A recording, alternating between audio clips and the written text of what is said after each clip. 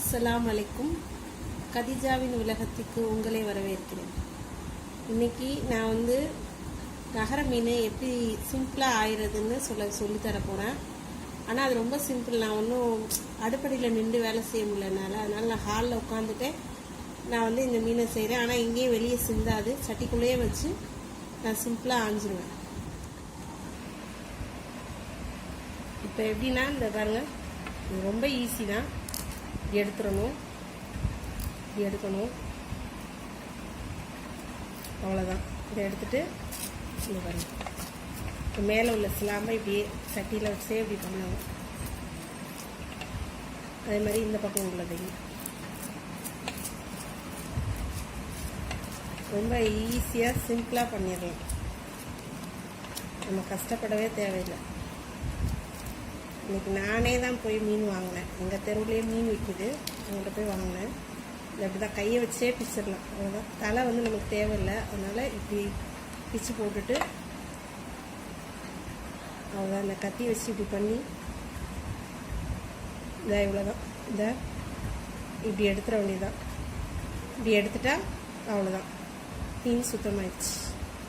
இப்போ நம்ம இதை அலசினா மட்டும் போதும். இந்த வாழையும் இப்படி கட் பண்ணிடலாம். இப்போ சட்டிக்குள்ளே வச்சு மீனை க்ளீன் பண்ணியாச்சு. பாருங்கள், இன்னொரு மீனையும் செஞ்சு காட்டுறேன். கரெக்டாக இப்படி எடுங்க, இப்படி எடுத்துருங்க. இப்படி எடுத்துட்டு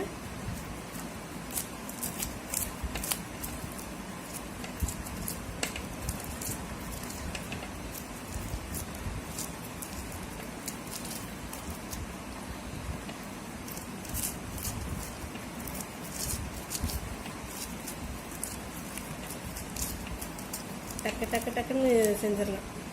இப்போ எதுவும் நாங்கள் வீடியோ அப்படியே ஸ்கிப் பண்ணல, ஒன்றுமே பண்ணல, அப்படியே தான் காட்டுறோம் உங்களுக்கு டைரெக்டாக. இவ்வளோதான். இதை பிச்சு எடுத்துட்டோன்னா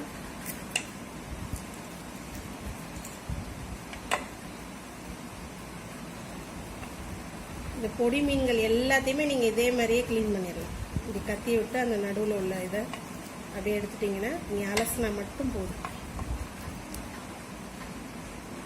அவ்வளோதான். இந்த இதுதான் எடுக்கணும். இதை நல்லா பார்த்துக்கோங்க. எந்த பொடி மீன் வாங்கினாலும் சும்மா சைடில் நீங்கள் இதை பிடிச்சிட்டு இது பண்ணிவிட்டு அவ்வளோதான், முடிஞ்சிச்சு. இதை மாதிரி தான் நீங்கள் க்ளீன் பண்ணிவிட்டு அவ்வளோதான், அலசுனா வேலை முடிஞ்சிச்சு. இந்த மாதிரியே க்ளீன் பண்ணுங்கள் எந்த மீன் வாங்கினாலும்.